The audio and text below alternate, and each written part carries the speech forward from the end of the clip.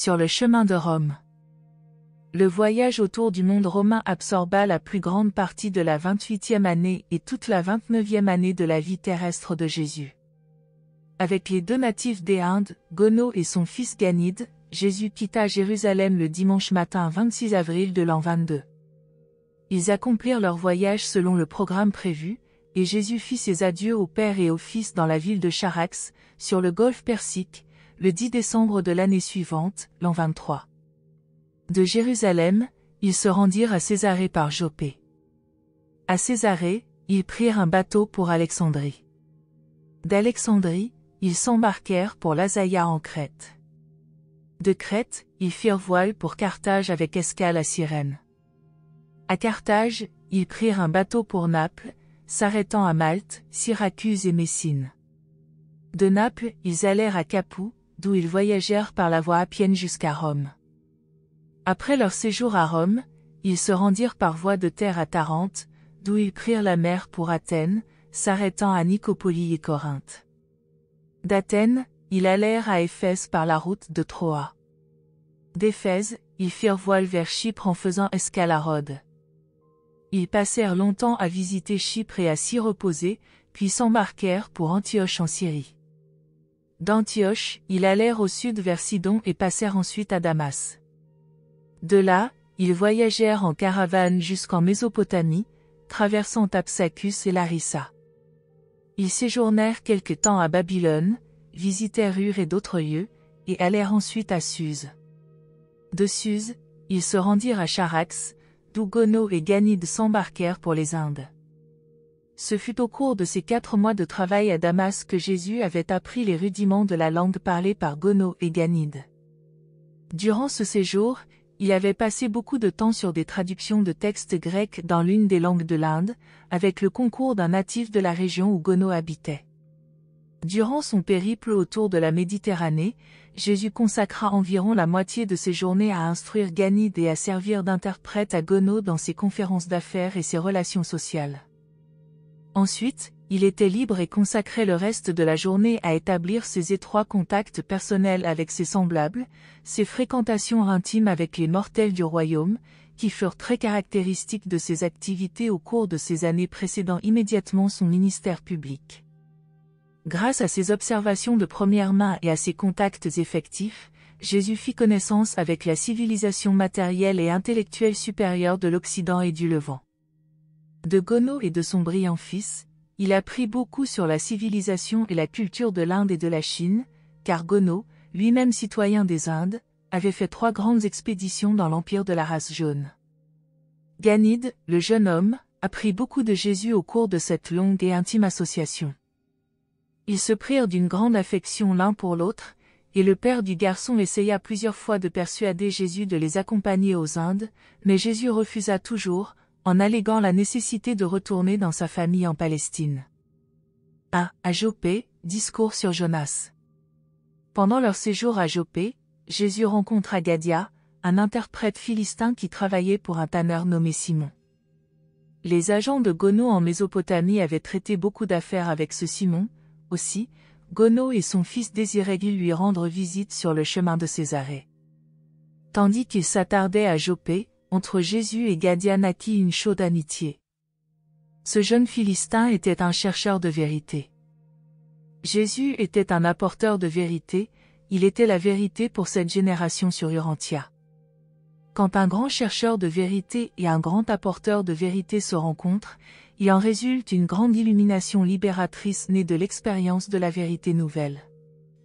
Un jour qu'après le repas du soir, Jésus et le jeune Philistin se promenaient au bord de la mer, Gaddia, ne sachant pas que le scribe de Damas était si bien versé dans les traditions hébraïques, montra à Jésus l'endroit d'où Jonas était censé s'être embarqué pour son fatal voyage à Tarsis. Quand il eut achevé ses observations, il posa à Jésus la question suivante: « Crois-tu que le grand poisson ait vraiment avalé Jonas ?» Jésus se rendit compte que la vie du jeune homme avait été prodigieusement influencée par cette tradition et que ses méditations à ce sujet lui avaient inculqué la folie d'essayer de fuir son devoir. En conséquence, Jésus ne dit rien qui pût détruire brusquement les mobiles fondamentaux qui guidaient Gaddia dans sa vie pratique. En réponse à la question, Jésus dit: « Mon ami, nous sommes tous des Jonas avec une vie à vivre en accord avec la volonté de Dieu. Chaque fois que nous cherchons à esquiver le devoir présent de la vie pour courir vers des appâts lointains, nous nous mettons par là même sous la domination immédiate d'influences non dirigées par les pouvoirs de vérité et les forces de droiture. Fuir son devoir, c'est sacrifier la vérité. S'évader du service de la lumière et de la vie ne peut qu'aboutir à ces conflits angoissants avec les redoutables baleines, les monstres de l'égoïsme, qui conduisent finalement aux ténèbres et à la mort, à moins que ces Jonas ayant abandonné Dieu ne veuillent, même au fond de leur désespoir, tourner leur cœur vers la recherche de Dieu et de sa bonté. Quand ces âmes désespérées cherchent sincèrement Dieu, ayant faim de vérité et soif de droiture, rien ne peut les emprisonner plus longtemps. Si profonds que soient les abîmes où ils ont pu choir, quand ils cherchent la lumière de tout leur cœur, l'Esprit du Seigneur Dieu des cieux les délivre de la captivité, les tribulations de la vie les rejettent sur la terre ferme des occasions nouvelles pour un service renouvelé et une vie plus sage. Gaddia fut très ému par l'enseignement de Jésus. Ils conversèrent tard dans la nuit au bord de la mer, avant de rentrer au logis, ils prièrent ensemble et l'un pour l'autre. Ce même Gaddia écouta les prédications ultérieures de Pierre, devint un croyant fervent en Jésus de Nazareth, et eut un soir une discussion mémorable avec Pierre chez Dorca. Et Gaddia contribua beaucoup à finalement décider Simon, le riche marchand de cuir, à embrasser le christianisme. Dans ce récit du travail personnel de Jésus avec ses contemporains mortels pendant son tour de la Méditerranée, et conformément à l'autorisation que nous avons reçue à cet effet, nous traduirons librement ces paroles dans la phraséologie moderne couramment employée sur Urantia au moment de cette présentation. Le dernier entretien de Jésus avec Gaddia porta sur le bien et le mal. Ce jeune Philistin était très troublé par un sentiment d'injustice provenant de la présence du mal dans le monde à côté du bien. Il dit, « Si Dieu est infiniment bon, comment peut-il permettre que nous souffrions des douleurs du mal, après tout, qui crée le mal ?» À cette époque, beaucoup de gens croyaient encore que Dieu créait à la fois le bien et le mal, mais Jésus n'enseigna jamais une telle erreur. En répondant à cette question, Jésus dit, « Mon frère, Dieu est amour, il doit donc être bon, et sa bonté est si grande et si réelle qu'elle ne peut contenir les choses mesquines et irréelles du mal. Dieu est si positivement bon qu'il n'y a absolument pas place en lui pour le mal négatif. Le mal est le choix immature et le faux pas irréfléchi de ceux qui résistent à la bonté, qui rejettent la beauté et qui trahissent la vérité. Le mal est seulement la mauvaise adaptation de l'immaturité ou l'influence désintégrante et déformante de l'ignorance. Le mal est l'inévitable obscurité qui suit de près le rejet mal avisé de la lumière. Le mal est ce qui est ténébreux et faux, quand il est sciemment adopté et volontairement approuvé, il devient le péché. En te dotant du pouvoir de choisir entre la vérité et l'erreur, ton Père céleste a créé le potentiel négatif opposé à la voie positive de lumière et de vie, mais ces erreurs du mal n'ont pas d'existence réelle tant qu'aucune créature intelligente ne les appelle volontairement à l'existence par un mauvais choix de son mode de vie. De tels maux sont élevés ensuite au rang de péché par le choix conscient et délibéré d'une telle créature volontaire et rebelle. C'est pourquoi notre Père qui est aux cieux permet au bien et au mal de suivre ensemble leur chemin jusqu'à la fin de la vie, de même que la nature permet au blé et à l'ivraie de pousser côte à côte jusqu'à la moisson. Gaddia fut pleinement satisfait de la réponse de Jésus à sa question après que leur discussion consécutive eut rendu claire, à son mental, la vraie signification de ces importants exposés. 2. À Césarée. Jésus et ses amis s'attardèrent à Césarée au-delà du temps prévu, parce qu'on découvrit qu'une des énormes rames-gouvernails du bâtiment sur lequel ils se proposaient d'embarquer menaçait de se fendre. Le capitaine décida de rester au port pendant que l'on entaillerait une nouvelle. Il y avait pénurie de charpentiers qualifiés pour ce travail, c'est pourquoi Jésus offrit spontanément son aide. Pendant les soirées, Jésus et ses amis se promenaient le long des magnifiques remparts qui servaient de promenade autour du port. Ganide s'intéressa beaucoup aux explications de Jésus sur les canalisations d'eau de la ville, et à la technique par laquelle les marées étaient utilisées pour nettoyer à grande eau les rues et les égouts de la cité. Le jeune hindou fut très impressionné par le temple d'Auguste situé sur une hauteur et surmonté d'une colossale statue de l'empereur romain. Le deuxième après-midi de leur séjour, ils assistèrent tous trois à un spectacle dans l'énorme amphithéâtre, qui pouvait contenir 20 000 personnes assises, et le même soir, ils se rendirent au théâtre pour voir jouer une pièce grecque. C'étaient les premiers spectacles de cette nature auxquels Ganide eût jamais assisté. Il posa à Jésus de nombreuses questions à leur sujet. Au matin du 3e jour, ils firent une visite officielle au palais du gouverneur, car Césarée était la capitale de la Palestine et la résidence du procurateur romain. À leur auberge, logeait aussi un négociant de Mongolie. Cet oriental parlant assez bien le grec, Jésus eut plusieurs longues conversations avec lui. Cet homme fut très impressionné par la philosophie de vie de Jésus, et n'oublia jamais ses paroles de sagesse concernant la façon de vivre la vie céleste sur terre en se soumettant quotidiennement à la volonté du Père céleste. Ce négociant était taoïste, de ce fait, était devenu fermement croyant en la doctrine d'une déité universelle. De retour en Mongolie, il commença à enseigner ces vérités avancées à ses voisins et à ses associés dans les affaires, et ses activités eurent directement pour effet de décider son fils aîné à devenir prêtre taoïste. Durant toute sa vie, ce jeune homme exerça une grande influence en faveur de la vérité supérieure. Il fut suivi dans cette voie par un fils et un petit-fils qui, eux aussi, furent fidèles et dévoués à la doctrine du Dieu unique, le souverain suprême du ciel. Alors que la branche orientale de l'Église chrétienne primitive, qui avait son centre à Philadelphie, resta plus fidèle aux enseignements de Jésus que la confrérie de Jérusalem, il est regrettable qu'il n'y ait eu personne comme Pierre pour aller en Chine, ou comme Paul pour pénétrer aux Indes, où le terrain spirituel était alors si favorable pour implanter la semence du nouvel évangile du royaume. Ces mêmes enseignements de Jésus, tels qu'ils étaient détenus par les Philadelphiens, auraient exercé un attrait tout aussi immédiat et effectif sur le mental spirituellement affamé des peuples asiatiques que les prédications de Pierre et de Paul en Occident. Un jour, l'un des jeunes gens qui taillaient avec Jésus la rame gouvernail fut captivé par les paroles que ce dernier laissait tomber de temps à autre pendant qu'il travaillait sur le chantier. Quand Jésus suggéra que le Père qui est aux cieux s'intéressait au bien-être de ses enfants sur terre, ce jeune grec nommé Anaxandre dit « Si les dieux s'intéressent à moi, alors pourquoi n'enlève-t-il pas le cruel et injuste contremaître de ce chantier ?» Il fut stupéfait d'entendre Jésus lui répondre « Puisque tu connais les voies de la bonté et que tu apprécies la justice, peut-être les dieux ont-ils rapproché de toi cet homme égaré pour que tu puisses le guider dans cette voie meilleure. Peut-être es-tu le seul qui doit rendre ce frère plus agréable à tous les autres hommes, du moins si tu n'as pas perdu ta saveur. » En ce moment, cet homme est ton maître du fait que ses mauvais procédés t'influencent défavorablement. Pourquoi ne pas affirmer ta maîtrise sur le mal par la puissance de la bonté et devenir ainsi le maître de toutes les relations entre vous deux? Je prédis que le bien qui est en toi pourrait vaincre le mal qui est en lui, si tu lui donnais une honnête chance de se réaliser. Au cours de notre existence terrestre, nulle aventure n'est plus passionnante que la joie exaltante de devenir, dans la vie matérielle, le partenaire vivant de l'énergie spirituelle et de la vérité divine dans l'une de leurs luttes triomphales contre l'erreur et le mal. C'est une expérience merveilleuse et transformatrice que de devenir le chenal vivant de lumière spirituelle pour les mortels perdus dans les ténèbres spirituelles. Si tu es plus favorisé que cet homme par la vérité, le besoin où il se trouve devrait te mettre au défi. Tu n'es sûrement pas un lâche capable d'attendre au bord de la mer en regardant périr un compagnon qui ne sait pas nager. Combien l'âme de cet homme se débattant dans l'obscurité a plus de valeur que son corps se noyant dans la mer. Anaxandre fut profondément ému par les paroles de Jésus. Il ne tarda pas à rapporter à son supérieur ce que Jésus avait dit.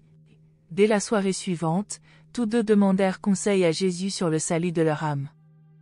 Plus tard, après que le message chrétien eut été proclamé à Césarée, ces deux hommes, l'un grec et l'autre romain, crurent à la prédication de Philippe et devinrent membres influents de l'Église qu'il fonda. Ultérieurement, ce jeune grec fut nommé intendant d'un centurion romain nommé Cornélius, qui devint croyant par l'effet du ministère de Pierre. Anaxandre continua d'apporter la lumière à ceux qui étaient dans les ténèbres jusqu'à l'époque où Paul fut emprisonné à Césarée. Anaxandre mourut alors accidentellement en soignant les blessés et les mourants au cours du grand massacre où périrent 20 000 Juifs. À ce moment-là, Ganide commençait à apprendre comment son précepteur occupait ses loisirs à ce ministère personnel inhabituel auprès de ses semblables, et le jeune Indien entreprit de découvrir le mobile de ses activités incessantes. Il demanda, « Pourquoi t'occupes-tu si constamment à rencontrer des étrangers ?» Jésus répondit, « Ganid, nul homme n'est un étranger pour qui connaît Dieu. » Dans l'expérience de trouver le Père qui est aux cieux, on découvre que tous les hommes sont nos frères, et n'est-il pas naturel que l'on éprouve de la joie à rencontrer un frère récemment découvert? Lier connaissance avec ses frères et sœurs, connaître leurs problèmes et apprendre à les aimer, c'est l'expérience suprême de la vie. Ce fut un entretien qui dura bien avant dans la nuit et au cours duquel le jeune homme demanda à Jésus de lui expliquer la différence entre la volonté de Dieu et l'acte mental humain de faire un choix, que l'on appelle aussi volonté. En substance, Jésus dit, la volonté de Dieu est la voie de Dieu, et cette voie est une association avec le choix de Dieu devant chaque alternative potentielle. Par conséquent, faire la volonté de Dieu est l'expérience progressive qui consiste à devenir de plus en plus semblable à Dieu, Dieu étant la source et la destinée de tout ce qui est bon, beau et vrai. La volonté de l'homme est la voie de l'homme, la somme est la substance de ce que le mortel choisit d'être et de faire. La volonté est le choix délibéré d'un être conscient qui mène à la conduite décidée et basée sur la réflexion intelligente. Cet après-midi-là, Jésus et Ganid avaient pris tous deux plaisir à jouer avec un chien de berger très intelligent, et Ganid voulut savoir si le chien avait une âme, s'il avait une volonté. En réponse à ces questions, Jésus dit, « Le chien a un mental qui peut connaître l'homme matériel, son maître, mais ne peut connaître Dieu qui est esprit. Le chien ne possède donc pas une nature spirituelle et ne peut goûter une expérience spirituelle. Le chien peut avoir une volonté dérivée de la nature et accrue par l'entraînement, mais ce pouvoir du mental n'est pas une force spirituelle, il n'est pas non plus comparable à la volonté humaine, attendu qu'il n'est pas réflexif, il ne résulte pas de ce que le chien a discerné des significations supérieures et morales ou choisi des valeurs spirituelles et éternelles. C'est la possession de tels pouvoirs de discrimination spirituelle et de choix de la vérité qui fait de l'homme mortel un être moral, une créature dotée des attributs de la responsabilité spirituelle et du potentiel de survie éternelle. Jésus continua en expliquant que c'est l'absence de ces pouvoirs mentaux chez les animaux qui rend impossible pour toujours au monde animal de développer un langage avec le temps, ou d'expérimenter quoi que ce soit d'équivalent à la survie de la personnalité dans l'éternité. À la suite de l'enseignement de cette journée, Ganid ne crut plus jamais à la transmigration des âmes humaines dans les corps d'animaux. Le lendemain, Ganid discuta de tout cela avec son père. En réponse à une question de Gono, Jésus expliqua que les volontés humaines qui s'occupent uniquement de prendre des décisions temporelles se rapportant seulement aux problèmes matériels de l'existence animale sont condamnées à périr en leur temps. Ceux qui prennent des décisions morales sincères et font des choix spirituels inconditionnels s'identifient ainsi progressivement avec l'esprit intérieur et divin, et se transforment de plus en plus en valeurs de survie éternelle, une progression sans fin de service divin. Ce fut ce même jour que nous entendîmes, pour la première fois, cette vérité capitale qui, énoncée en langage moderne, signifierait la volonté est la manifestation du mental humain qui permet à la conscience subjective de s'exprimer objectivement et de faire l'expérience du phénomène d'aspirer à être semblable à Dieu. C'est dans ce même sens que tout être humain réfléchi et orienté vers l'esprit peut devenir créatif. 3. À Alexandrie. Le séjour à Césarée avait été fertile en événements. Quand le bateau fut prêt, Jésus et ses deux amis partirent un beau jour, à midi, pour Alexandrie en Égypte. Tous trois prirent plaisir à cette très agréable traversée jusqu'à Alexandrie. Ganid était ravi du voyage et accablait Jésus de questions. À l'approche du port de la ville, le jeune homme fut très excité par le grand phare de Pharos situé sur l'île qu'Alexandre avait réunie à la terre ferme par une jetée, créant ainsi deux magnifiques rades qui firent d'Alexandrie le carrefour commercial maritime de l'Afrique, de l'Asie et de l'Europe. Ce grand phare était l'une des 7 merveilles du monde et le précurseur de tous les phares ultérieurs. Les voyageurs se levèrent de bon matin pour regarder ce splendide dispositif de sauvegarde des hommes. Au milieu des exclamations de Ganid, Jésus dit, « Et toi, mon fils, tu ressembleras à ce phare quand tu retourneras aux Indes, alors même que ton père reposera dans la tombe. Tu deviendras comme la lumière de la vie pour ceux qui vivent autour de toi dans les ténèbres, montrant à tous ceux qui le désirent le chemin pour atteindre en sécurité le havre du salut. Ganid serra la main de Jésus et lui dit « Je le ferai ». De nouveau, nous remarquons que les premiers enseignants de la religion chrétienne commirent une grave erreur en dirigeant exclusivement leur attention vers la civilisation occidentale du monde romain. Les enseignements de Jésus, tels qu'ils étaient conservés par les croyants mésopotamiens du 1er siècle, auraient été volontiers reçus par les divers groupes religieux d'Asie. 4 heures après avoir débarqué à Alexandrie, le trio était installé à l'extrémité de la grande avenue, large de 30 mètres et longue de 8 kilomètres, qui allait jusqu'à la limite ouest de cette ville d'1 million d'habitants. Après un premier aperçu sur les principales attractions de la ville, l'université, musée, la bibliothèque, le mausolée royal d'Alexandre, le palais, le temple de Neptune, le théâtre et le gymnase, Gono se consacra aux affaires tandis que Jésus et Ganid se rendaient à la bibliothèque, la plus importante du monde. Près d'1 million de manuscrits étaient rassemblés là en provenance de tous les pays civilisés, la Grèce, Rome, la Palestine, la Parthie, l'Inde, la Chine et même le Japon. Dans cette bibliothèque, Ganid vit la plus grande collection de littérature indienne du monde entier. Ils y passèrent un peu de temps chaque jour durant leur séjour à Alexandrie. Jésus parla à Ganid de la traduction en grec des Écritures hébraïques, qui avait été faite en ce lieu, et ils discutèrent maintes et maintes fois de toutes les religions du monde, Jésus s'efforçant de faire ressortir, à ce jeune penseur, la vérité contenue dans chacune d'elles et ajoutant toujours « Mais Yahweh est le Dieu conçu d'après les révélations de Melchizedek et l'alliance d'Abraham ». Les Juifs étaient les descendants d'Abraham et occupèrent ultérieurement le pays dans lequel Melchizedek avait vécu et enseigné, et d'où il envoya des éducateurs au monde entier. En fin de compte, leur religion dépeignit le Seigneur Dieu d'Israël en le reconnaissant comme Père céleste universel plus clairement que toute autre religion du monde. Sous la direction de Jésus, Ganid établit un recueil des enseignements de toutes les religions du monde qui reconnaissaient une déité universelle, même si elle admettait plus ou moins des divinités subordonnées. Après beaucoup de discussions, Jésus et Ganid décidèrent que la religion des Romains ne comportait pas de vrai Dieu et ne représentait guère plus qu'un culte de l'empereur. Les Grecs, conclurent-ils, avaient une philosophie, mais à peine une religion comportant un Dieu personnel. Ils rejetèrent les cultes des mystères à cause du désordre découlant de leur multiplicité, et parce que leurs concepts variés de la déité paraissaient dérivés de religions différentes et plus anciennes. Bien que ces traductions eussent été faites à Alexandrie, Ganid ne mit ces extraits définitivement en ordre et n'y ajouta ses conclusions personnelles que vers la fin de leur séjour à Rome. Il fut très surpris de découvrir que les meilleurs auteurs de la littérature sacrée du monde reconnaissaient tous plus ou moins nettement l'existence d'un Dieu éternel, et se trouvaient d'accord sur sa nature et ses rapports avec l'homme mortel.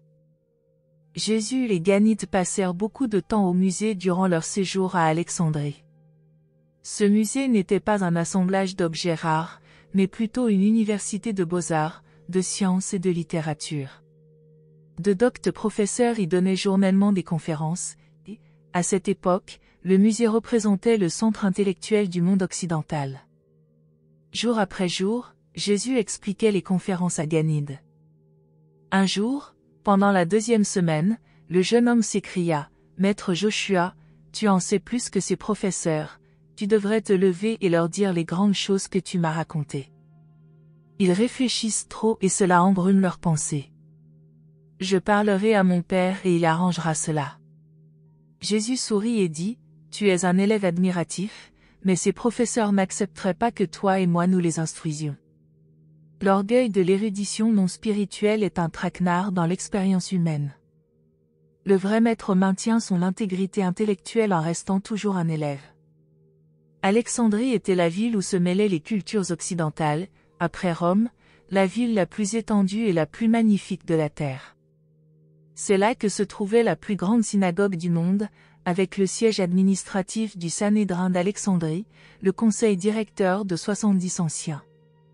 Parmi les nombreux hommes avec qui Gono traitait des affaires, se trouvait un banquier juif nommé Alexandre dont le frère, Philon, était un célèbre philosophe religieux de l'époque.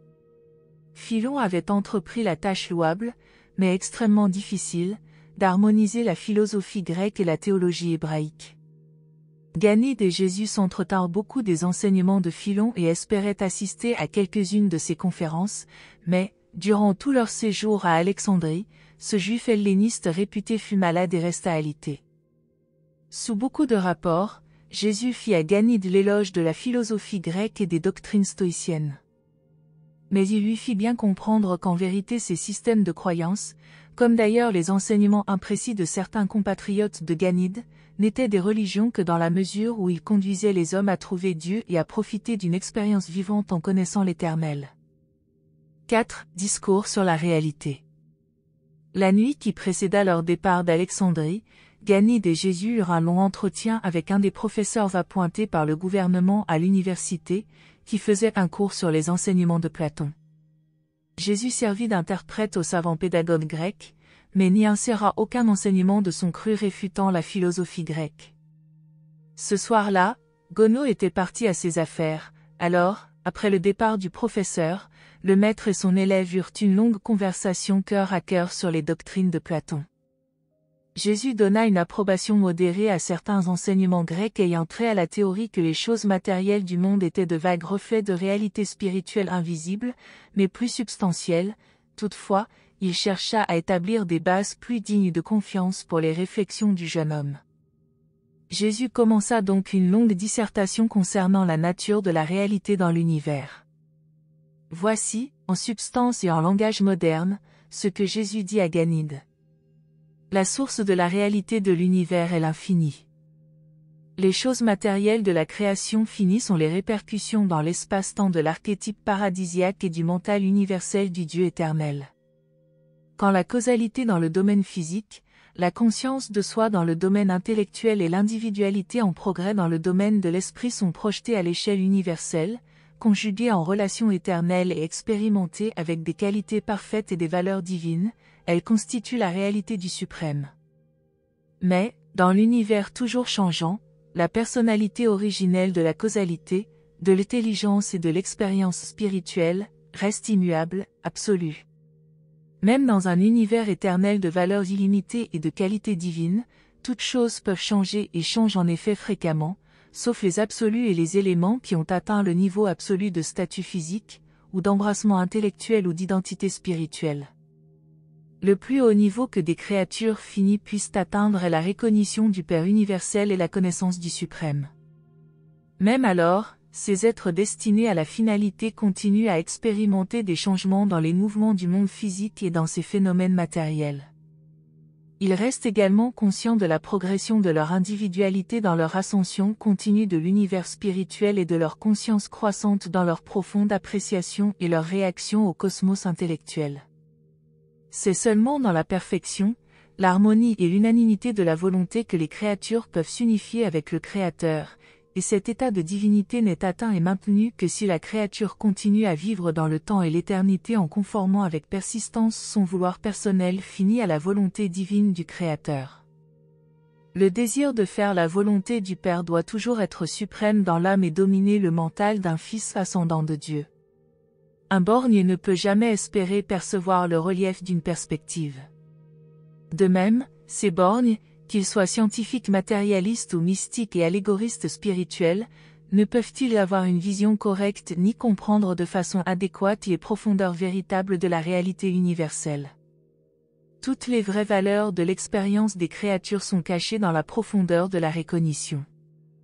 Une cause dépourvue de mental ne peut transmuer ce qui est rudimentaire et simple en éléments raffinés et complexes, l'expérience sans l'esprit ne peut davantage faire naître, du mental matériel des mortels du temps, les caractères divins de survie éternelle. L'unique attribut universel qui caractérise si exclusivement la déité infinie est le perpétuel don créatif de la personnalité capable de survivre dans l'aboutissement progressif à la déité. La personnalité est cette dotation cosmique, cette phase de réalité universelle, qui peut coexister en présence des changements illimités, en même temps, conserver son identité en présence même de tous ces changements, et indéfiniment par après. La vie est une adaptation de la causalité cosmique originelle aux exigences et aux possibilités des situations de l'univers, elle vient à l'existence par l'action du mental universel et la stimulation de l'étincelle d'esprit de ce Dieu qui est esprit. La signification de la vie est son adaptabilité, la valeur de la vie et son aptitude au progrès, même jusqu'aux hauteurs de la conscience de Dieu. Le défaut d'adaptation de la vie consciente à l'univers se traduit par la disharmonie cosmique. Si la volonté de personnalité diverge définitivement de la tendance des univers, cela se termine par l'isolement intellectuel, la ségrégation de la personnalité. La perte du pilote spirituel intérieur survient avec la cessation spirituelle de l'existence. En est par elle-même, la vie intelligente et progressive devient alors une preuve irréfutable de l'existence d'un univers intentionnel exprimant la volonté d'un créateur divin, et cette vie, dans son ensemble, lutte pour des valeurs supérieures en ayant pour but final le Père universel. À part les services supérieurs et quasi-spirituels de l'intellect, le mental de l'homme ne dépasse le niveau animal que par son degré. C'est pourquoi les animaux, ne connaissant ni adoration ni sagesse, ne peuvent éprouver la superconscience, la conscience de la conscience. Le mental animal n'est conscient que de l'univers objectif. La connaissance est la sphère du mental matériel, celui qui discerne les faits. La vérité est le domaine de l'intellect spirituellement doté qui est conscient de connaître Dieu. La connaissance est démontrable, la vérité est expérimentée. La connaissance est un acquis du mental, la vérité est une expérience de l'âme, du moi qui progresse. La connaissance est une fonction du niveau non spirituel, la vérité est une phase du niveau mental spirituel des univers. La vue du mental matériel perçoit un monde de faits connaissables, la vue de l'intellect spiritualisé discerne un monde de vraies valeurs. Synchronisés et harmonisés, ces deux points de vue révèlent le monde de la réalité, dans lequel la sagesse interprète les phénomènes de l'univers en termes d'expérience personnelle progressive. L'erreur, le mal, est la sanction de l'imperfection. Les attributs de l'imperfection ou les faits dénotant une mauvaise adaptation se révèlent sur le niveau matériel par l'observation critique et l'analyse scientifique, ils se révèlent sur le niveau moral par l'expérience humaine. La présence du mal constitue la preuve des inexactitudes du mental et de l'immaturité du moi en évolution. Le mal est donc également une mesure de la manière imparfaite dont on interprète l'univers. La possibilité de commettre des erreurs est inhérente à l'acquisition de la sagesse, c'est l'ordre prévu selon lequel on progresse du partiel et temporel vers le parachevé et éternel, du relatif et imparfait vers le définitif et le rendu parfait. L'erreur est l'ombre de l'inachèvement relatif qui doit nécessairement se projeter en travers de la route universelle ascendante des hommes vers la perfection du paradis. L'erreur, le mal, n'est pas une qualité actuelle de l'univers, c'est simplement l'observation d'une relativité dans les rapports du fini incomplet avec les niveaux ascendants du suprême et de l'ultime. Bien que Jésus eût exposé tout cela au jeune homme dans le langage le plus approprié à sa compréhension, Ganid avait les paupières lourdes à la fin de la discussion et sombra bientôt dans le sommeil. Le lendemain matin, ils se levèrent de bonne heure pour monter à bord du bateau partant pour l'Azaïa, dans l'île de Crète, mais, avant de s'embarquer, le garçon avait encore à poser, sur le mal, de nouvelles questions auxquelles Jésus répondit.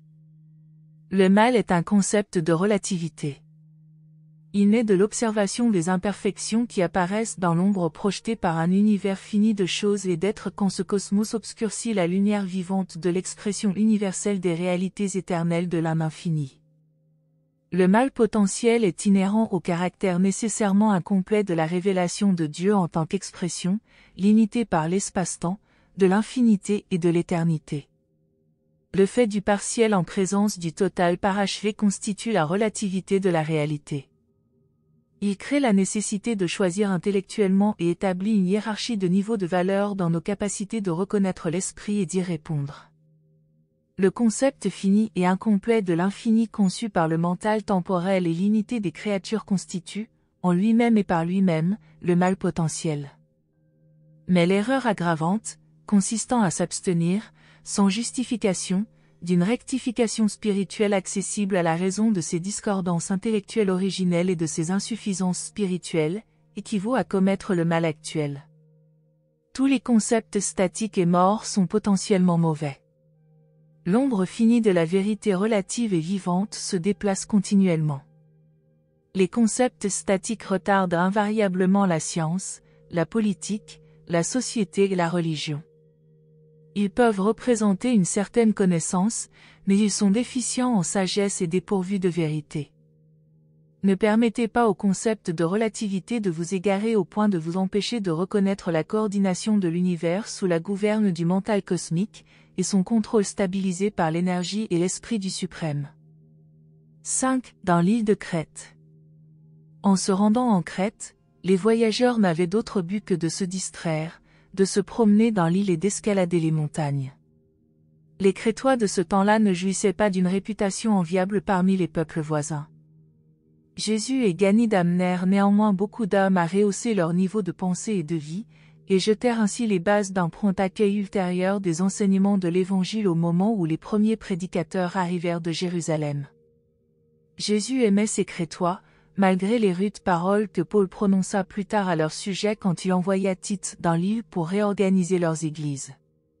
Sur le versant d'une montagne de Crète, Jésus eut son premier long entretien avec Gono au sujet de la religion.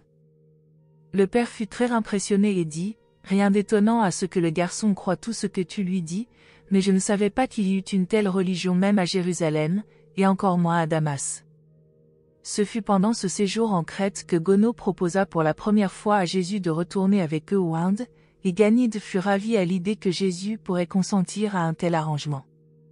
Ganide demanda un jour à Jésus pourquoi il ne s'était pas consacré à la tâche d'éducateur public, et Jésus dit, « Mon fils, chaque chose doit venir en son temps.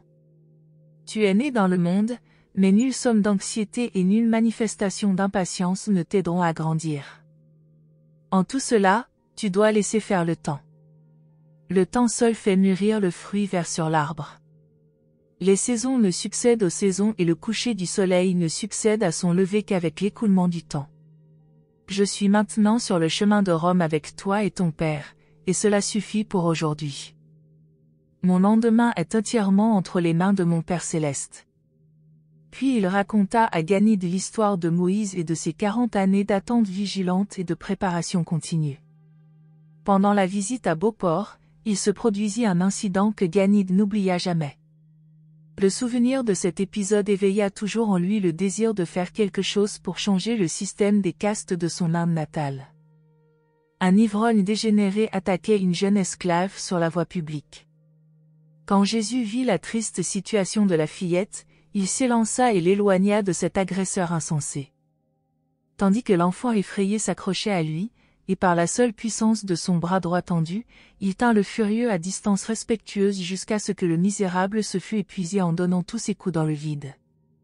Ganide se sentit fortement poussé à aider Jésus dans le règlement de cette affaire, mais son père le lui interdit. Bien qu'ils ne parlassent pas le langage de la fillette, celle-ci pouvait comprendre leur acte de pitié et leur témoigna sa profonde reconnaissance pendant que tous trois la raccompagnaient chez elle. Durant toute sa vie incarnée, Jésus ne fut probablement jamais aussi près de lutter corps à corps avec l'un de ses contemporains. Ce soir-là, il eut une tâche difficile quand il essaya d'expliquer à Ganide pourquoi il n'avait pas frappé l'ivrogne. Ganide estimait que cet homme aurait dû recevoir au moins autant de coups qu'il en avait donné à la fillette. 6. Le jeune homme qui avait peur. Pendant qu'ils étaient dans les montagnes, Jésus eut un long entretien avec un jeune homme qui était craintif et abattu. Faute de trouver réconfort et courage dans la fréquentation de ses camarades, ce jeune homme avait recherché la solitude des collines, il avait grandi avec un sentiment d'impuissance et d'infériorité. Ses tendances naturelles avaient été accrues par nombre d'épreuves que le jeune garçon avait subies au cours de sa croissance, notamment la perte de son père quand il avait 12 ans. Lorsqu'ils se rencontrèrent, Jésus dit, « Salut, mon ami. Pourquoi es-tu si abattu en un si beau jour? S'il est arrivé quelque chose qui te désole, peut-être puis-je t'aider de quelque manière. En tout cas, j'éprouve un réel plaisir à t'offrir mes services. » Le jeune homme était peu disposé à parler.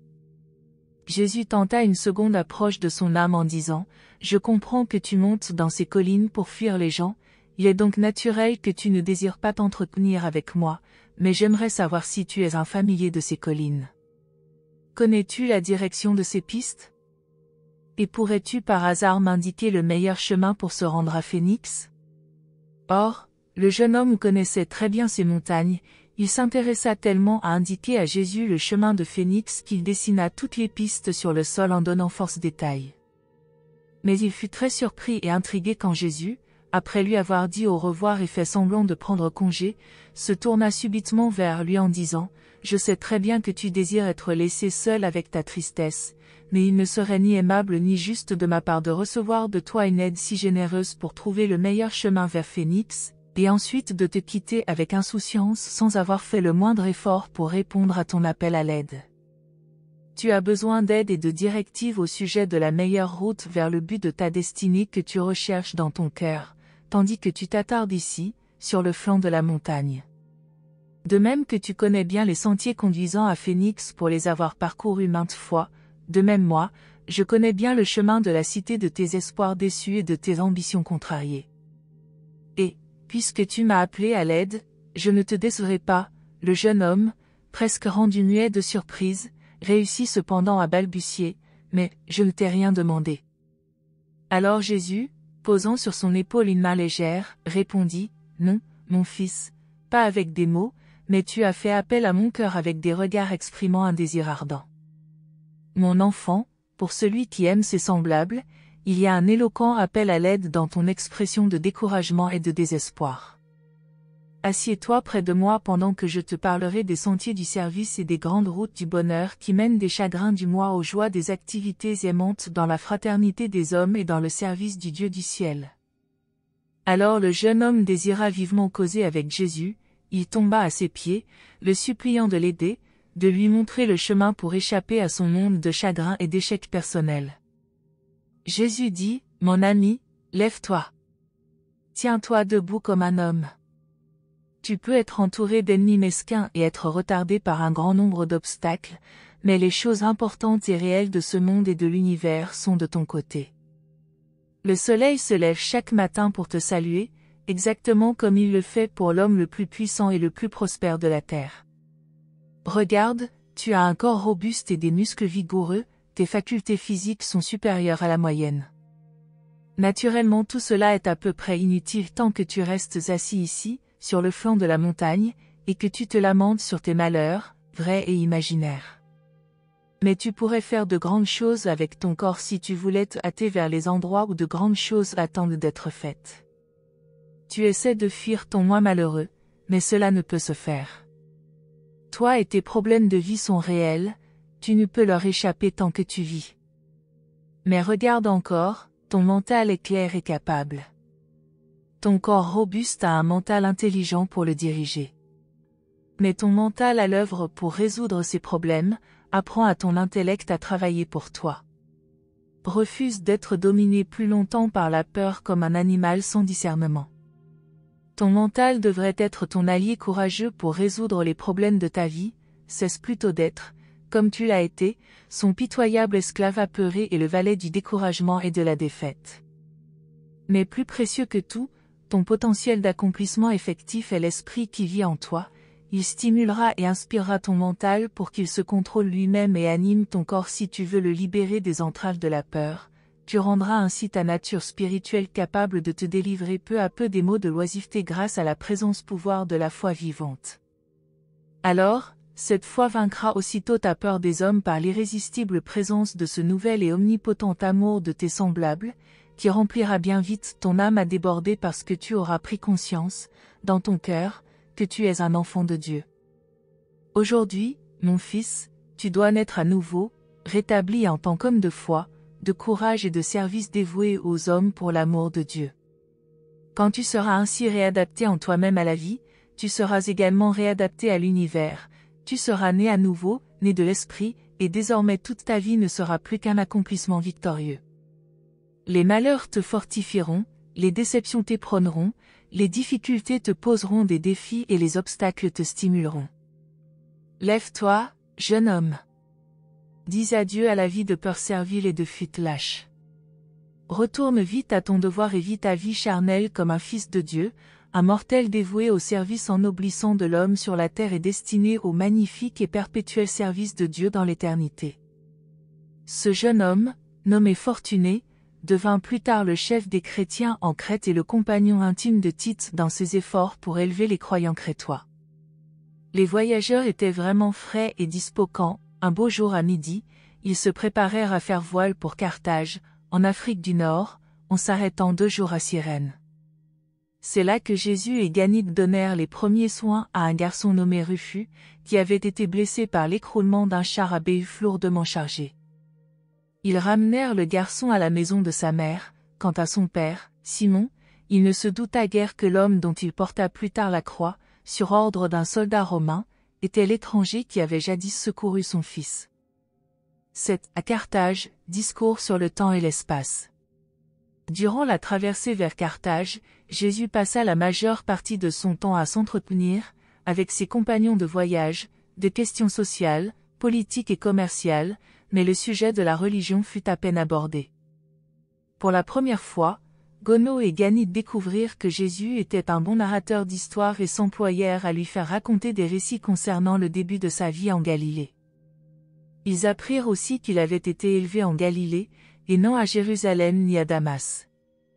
Ayant remarqué que la majorité des personnes qu'ils avaient rencontrées étaient attirées par Jésus, Ganide s'enquit de savoir comment on pouvait se faire des amis, et son maître lui dit, « Intéresse-toi à tes semblables, apprends à les aimer et guette l'occasion de faire pour eux une chose dont tu es sûr qu'ils la désirent. » Puis il cita l'ancien proverbe juif, « Un homme qui souhaite avoir des amis doit lui-même se montrer amical. » À Carthage, Jésus eut un long et mémorable entretien avec un prêtre mitriaque sur l'immortalité, le temps et l'éternité.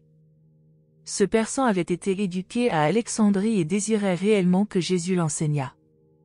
Traduite en langage moderne, la réponse de Jésus à ces nombreuses questions fut en substance la suivante. Le temps est le courant du flot des événements temporels perçus consciemment par les créatures. Le temps est un nom donné à l'arrangement en succession des événements, qui permet de les reconnaître et de les séparer. L'univers de l'espace est un phénomène relié au temps quand on l'observe d'une position intérieure quelconque en dehors de la demeure fixe du paradis. Le mouvement du temps ne se révèle que par rapport à une chose qui ne se déplace pas dans l'espace comme un phénomène dépendant du temps. Dans l'univers des univers, le paradis et ses déités transcendent à la fois le temps et l'espace. Sur les mondes habités, la personnalité humaine, habitée et orientée par l'esprit du Père du paradis, est la seule réalité reliée au domaine physique qui puisse transcender la séquence matérielle des événements temporels. Les animaux n'ont pas le sens du temps comme les hommes, et même pour l'homme, à cause de son point de vue fragmentaire et circonscrit, le temps apparaît comme une succession d'événements. Mais, à mesure que l'homme s'élève, qu'il progresse intérieurement, le panorama de cette procession d'événements s'agrandit de sorte qu'il en discerne de mieux en mieux l'ensemble. Ce qui apparaissait précédemment comme une succession d'événements sera considéré alors comme un cycle complet et parfaitement cohérent. De cette manière, l'ancienne conscience de la séquence linéaire des événements sera de plus en plus remplacée par la simultanéité circulaire. Il y a cette conception différente de l'espace tel qu'il est conditionné par le temps. L'espace se mesure par le temps et non le temps par l'espace. Les savants s'embrouillent faute de reconnaître la réalité de l'espace. L'espace n'est pas seulement un concept intellectuel de la variation dans la connexité des objets de l'univers. Il n'est pas vide, mais le mental est la seule chose connue des hommes qui puisse, même partiellement, transcender l'espace. Le mental peut fonctionner indépendamment du concept de la connexité spatiale des objets matériels. L'espace est relativement et comparativement fini pour tous les êtres ayant statut de créature. Plus la conscience s'approche de la notion des 7 dimensions cosmiques, plus le concept d'espace potentiel s'approche de l'ultimité, mais le potentiel d'espace n'est vraiment ultime que sur le niveau absolu.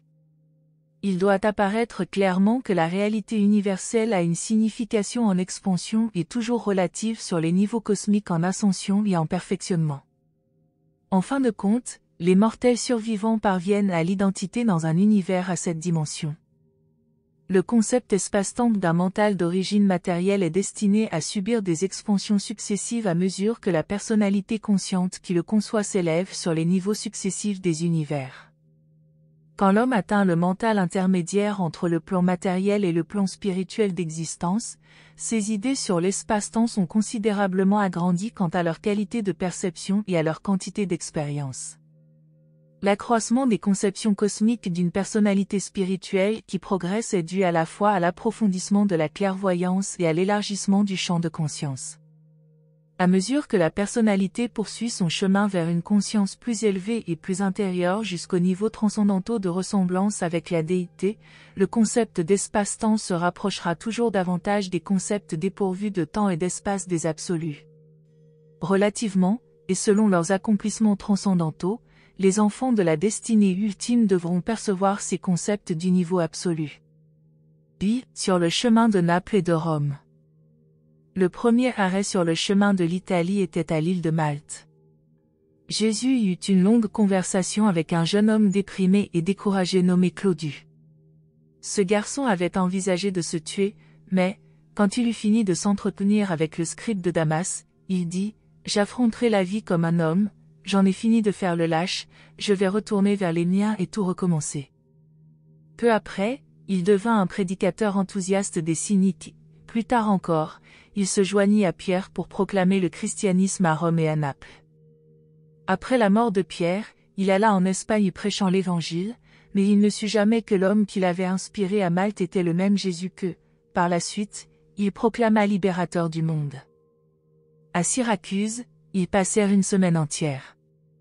Là, l'événement marquant de leur séjour fut la réhabilitation d'Ezra, le juif relapse qui tenait la taverne où Jésus et ses compagnons s'étaient arrêtés. Ezra fut charmé par la façon de voir de Jésus et lui demanda de l'aider à revenir à la foi d'Israël. Il exprima son désespoir en disant « Je veux être un vrai fils d'Abraham, mais je ne peux trouver Dieu. » Jésus dit « Si tu veux vraiment trouver Dieu, ce désir est en lui-même la preuve que tu l'as déjà trouvé. Ton problème n'est pas ton incapacité de trouver Dieu, car le Père t'a déjà trouvé, il provient simplement de ce que tu ne connais pas Dieu. N'as-tu pas lu dans le prophète Jérémie, « Tu me chercheras et tu me trouveras quand tu me chercheras de tout ton cœur » Et, encore, le même prophète ne dit-il pas, « Je te donnerai un cœur pour me connaître, car je suis le Seigneur, et tu appartiendras à mon peuple, et je serai ton Dieu » Et n'as-tu pas aussi lu le passage des Écritures où il est dit, « Il abaisse son regard sur les hommes » Si quelqu'un d'entre eux venait à dire, « J'ai péché et perverti ce qui était bon, et cela ne m'a pas profité », alors Dieu délivrera des ténèbres l'âme de cet homme, et il verra la lumière. Alors, Ezra trouva Dieu, et son âme fut satisfaite. Plus tard, en association avec un riche prosélyte grec, ce juif bâtit la première église chrétienne à Syracuse. Ils ne s'arrêtèrent qu'un jour à Messine, mais ce fut assez pour changer la vie d'un jeune garçon, un vendeur de fruits. Jésus lui acheta des fruits, en retour, le nourrit avec le pain de vie. Le garçon n'oublia jamais les paroles et la bonté du regard qui les accompagnaient quand Jésus posa sa main sur son épaule et dit, « Adieu, mon garçon, aie bon courage pendant que tu grandis jusqu'à l'âge d'homme, après avoir nourri le corps, apprends également à nourrir l'âme. Mon Père céleste sera avec toi et marchera devant toi. » Le garçon devint un adepte de la religion mitriaque, plus tard, se convertit à la foi chrétienne. Enfin, ils atteignirent Naples et eurent le sentiment qu'ils n'étaient pas loin de leur destination, Rome. Gono avait beaucoup d'affaires à traiter à Naples, en dehors des moments où Jésus était requis comme interprète, Ganide et lui-même employèrent leur loisir à visiter et à explorer la ville. Ganide devenait expert à déceler ceux qui paraissaient avoir besoin d'aide.